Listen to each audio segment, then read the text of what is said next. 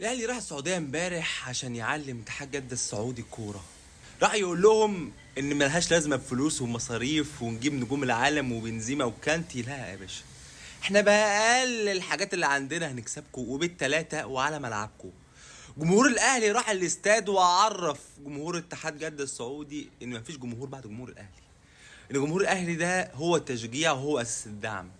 الاهلي خلى الاعلام الرياضي اللي عندهم اللي اسمه وليد الفراج لما كان بيشتم في النادي الاهلي والدوري المصري يكسكس ويجيب له ورا ويطلع يعتذر ويقول احنا بنهزر، انتوا ليه عصبيين، احنا اسفين. النادي الاهلي يا سيدي الفاضل تراهن عليه وانت مغمض، تراهن عليه لان ده من اكتر الفرق اللي عندها شخصيه في العالم.